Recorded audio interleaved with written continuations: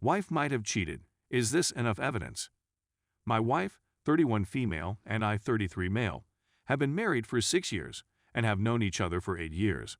First, thank you for taking the time to read this, but please bear with me as I haven't slept well in the previous few days and my mind has been racing like crazy. My wife went on this business vacation to Europe with a few colleagues. They were all sleeping at a hotel for the first couple of days, and even though she had extremely busy days, she always FaceTimed me at the end of the day. Everything seemed to be okay. They relocated to a new location on the third day, 2 days ago, to work on a large project with other local employees.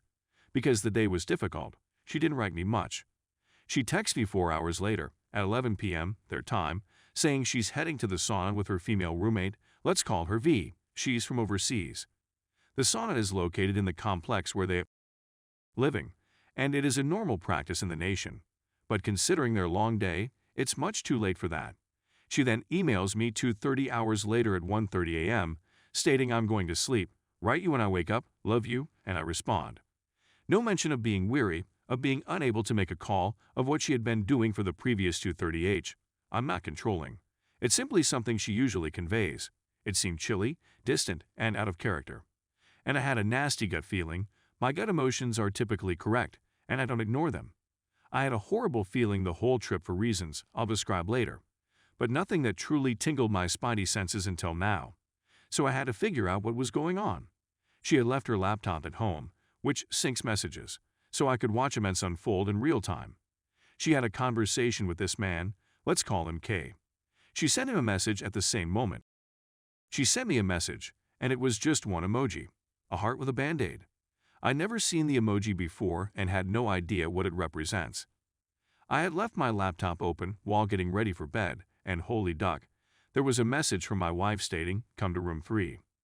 My heart is beating like crazy at this moment. I'm yelling. I'm sobbing. I'm upset because, despite my suspicions, my wife was the last person on the planet I expected to do anything like this. I'd been cheated on a couple of times in a previous relationship, and I learned to identify the kind. My wife was the polar opposite, or she's just good at concealing it. So I'm going through all of these situations in my thoughts. Maybe room 3 is different and they're going to party with other people a little more, but why righteous K? Maybe he's going through something and needs to vent.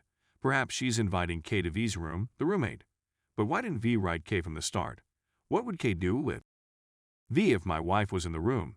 Apart from any kinky stuff, is my wife even sharing a room with V? She informed me she was a week before she departed, but they may have switched. While my thoughts are racing, I see that K's message has not been delivered. Perhaps he doesn't have a battery. K writes, going there an hour later. The message is left unread, so I'm guessing she's sleeping and he'll knock on the door before returning to write her back. But the message remains unread for the next 7 hours, during which I push myself to stay awake, since it's the only way I'll be able to see anything happen. Then, in real time, I witness the whole post being removed. At this point, the few plausible options I had in my thoughts have vanished. 1 hour later, my wife emails another employee to let him know she has K's phone.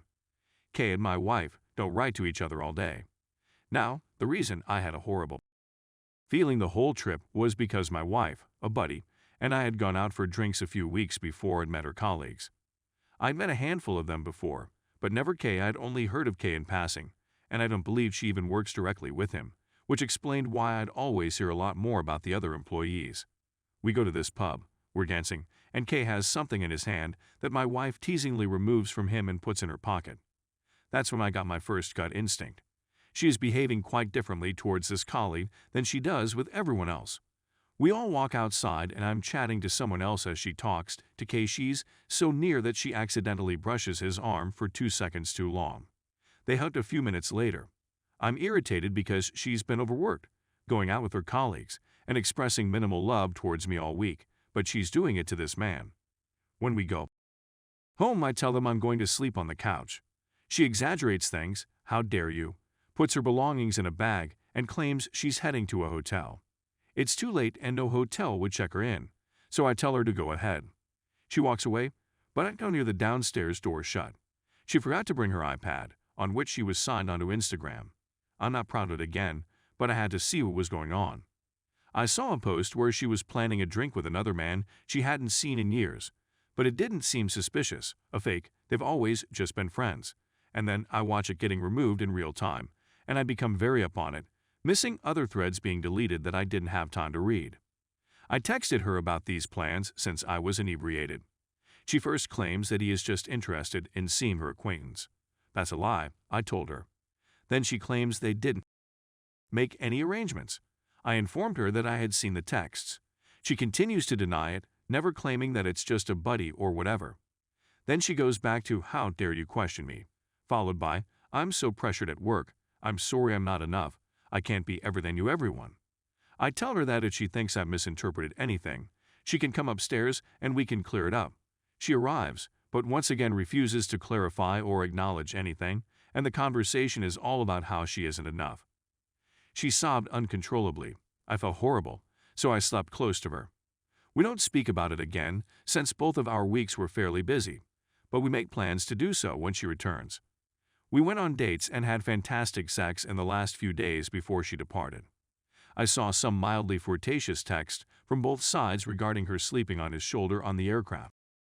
In the messaging thread with Kay, no way they got adjacent seats due to how the check-in works, so they had to purposefully move.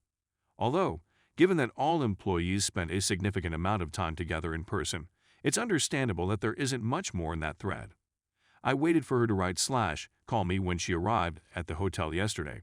I know since I found my iPhone. After a half-hour delay, I texted her to see if she was still out, since I was going to be. She phones to say she's just gone to her room. Her neck is red all the way down to between her breasts.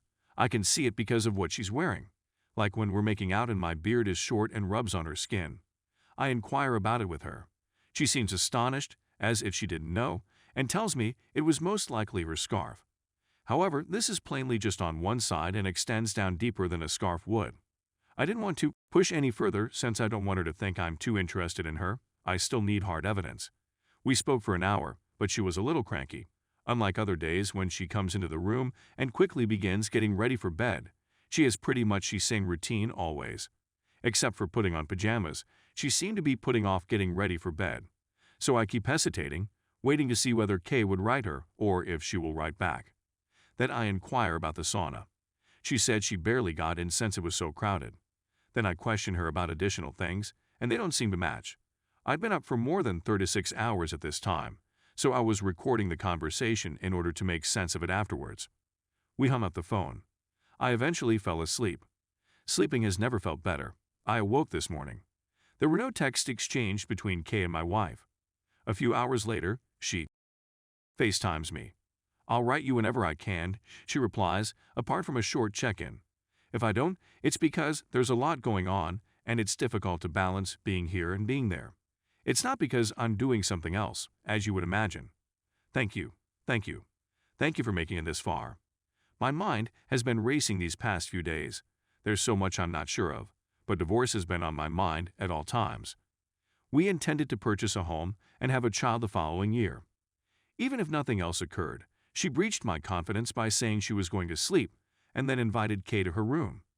Even if that hadn't occurred, she abused my trust by establishing a deeper friendship with Kay over my objections.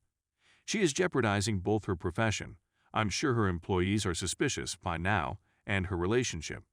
And I can't live the rest of my life looking at everything as a possible sign of cheating. She had 2 symmetrical bruises on her thighs that I only noticed a couple of days after she went out with her coworkers that she couldn't explain and I certainly didn't cause, or feeling compelled to snoop.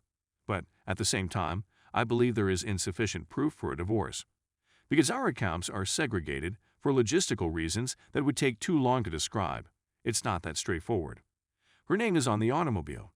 I can't simply threaten or talk divorce with her because I'm worried she'll relocate the money and I'll have to start again. And in the end, I'm heartbroken because I love her so much. She is the love of my life, my soulmate. But I also get the impression that the person I care about is no longer present. It just took a few days. I'm at a loss on what to do next. What if I'm mistaken? Edit 1. She's now flirting with me through text message. She hasn't been this happy in weeks. Edit 2.